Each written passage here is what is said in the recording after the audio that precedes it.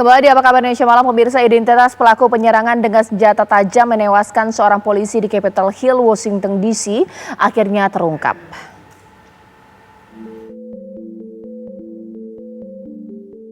Identitas pelaku penyerangan dengan senjata tajam yang menewaskan seorang polisi di Capitol Hill, Washington DC, akhirnya terungkap jelas. Pihak keluarga pelaku bernama Noah Green menyebut pria berusia 25 tahun tersebut mengalami kecanduan narkoba, paranoid, dan bermasalah dengan kondisi mentalnya. Noah juga pernah menulis tentang akhir zaman serta kontrol pikiran oleh pemerintah di media sosial Facebook. Akun Facebook dan Instagram tersangka pun telah dihapus. Facebook dan Instagram bekerja sama dengan penegak hukum terkait hal ini. Polisi belum mengetahui motif tersangka melakukan penyerangan pada petugas yang berjaga dengan diawali tindakan menabrakkan mobilnya ke pagar barikade. Sementara itu, penjagaan di kompleks gedung Capitol pun kembali diperketat. Lalu bagaimana kondisi terkini di sana? Sudah ada rekan kami, Yandri Subakti, yang siap mengabarkan di sana. Yandri, silakan dengan laporannya. Iya, identitas pelaku memang sudah terungkap seperti yang disampaikan tadi, dan polisi hingga saat ini masih mendalami motif dari apa yang dilakukan. Seperti yang tadi disampaikan, Jumat pukul 1 siang waktu setempat atau kurang dari 24 jam yang lalu, mobil sedan berwarna biru yang dikendarai Noah Green, 25 tahun, ini menabrakkan mobil tersebut langsung ke dua petugas polisi Capitol Hill tersebut di bagian utara kompleks, yaitu di sekitar Constitution Avenue, di mana seorang polisi langsung terluka parah dan akhirnya meninggal dunia, seorang polisi tersebut. Dan setelah menabrakkan, Noah Green tersebut keluar dari mobil dan berjalan menuju ke kedua polisi tersebut sambil mengacungkan pisau, dan seorang polisi tersebut langsung menembak ke arah pelaku dan akhirnya tewas.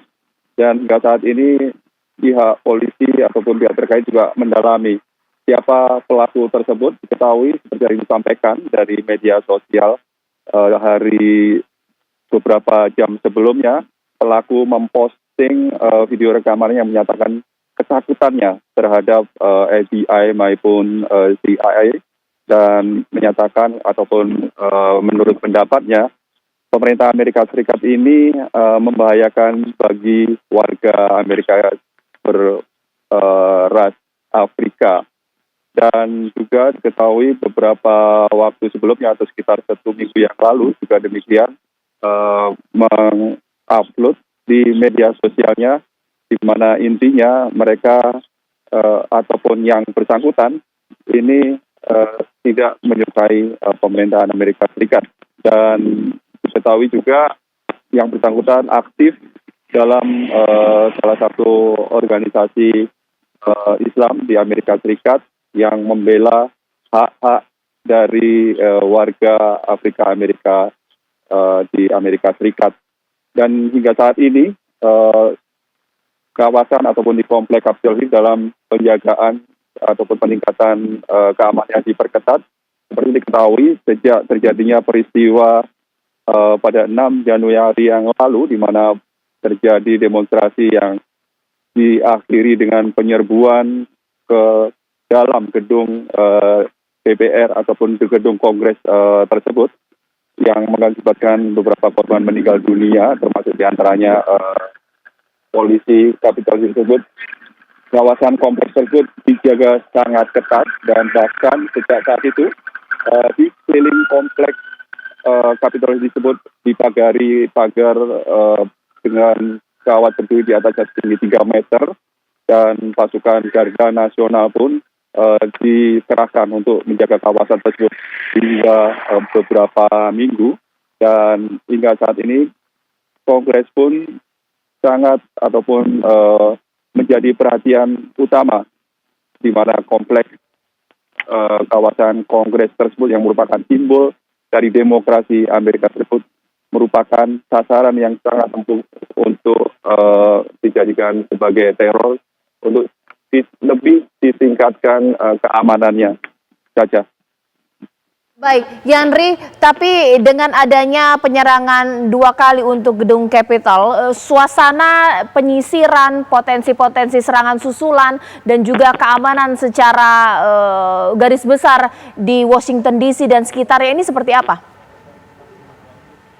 Ya, kawasan yang menjadi prioritas keamanan aksi teror adalah hanya sekitar kompleks Capitol Hill ini. Untuk secara garis besar di kota Washington DC masih hampir ataupun tidak ada perubahan, dan ini hingga saat ini masih menjadi perbincangan hangat apakah diperlukan penjagaan ataupun pemberian seperti misalkan peletakan pagar ataupun penjagaan yang sangat ekstra di sekitar kompleks tersebut, karena hingga saat ini beberapa anggota Kongres ini mengalami atau masih mengalami trauma dan takut apabila mereka mengadakan pertemuan ataupun yang membahas hal-hal yang menyangkut kebijakan pemerintah Amerika Serikat ini merasa terancam ataupun trauma.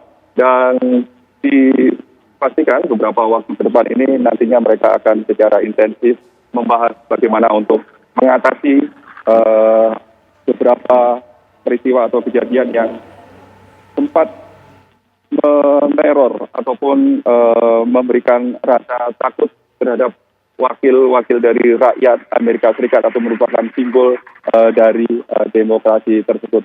Dan hingga saat ini kembali ke motif ataupun pelaku, pendalaman masih terus dilakukan, namun pihak terkait ataupun polisi ini saat ini masih berkeyakinan bahwa tindakan pelaku ini tidak ada kaitannya dengan jaringan teroris, dan seperti yang disampaikan tadi, hingga saat ini pelaku diketahui memiliki kelainan ataupun gangguan mental, diantaranya salah satunya adalah sering mengalami halusinasi dan ketakutan yang berlebihan. Namun demikian, polisi akan tetap mendalami dari media sosial beberapa waktu yang lalu dari postingan yang disampaikan pelaku. Baik, terima kasih Yandri mengabarkan langsung dari New York, Amerika Serikat, dan informasi tadi pemirsa sekaligus menutup Apa Kabar Indonesia Malam untuk hari ini. Saya Caca Anissa mengucapkan terima kasih, tetap patuhi protokol kesehatan, sampai jumpa.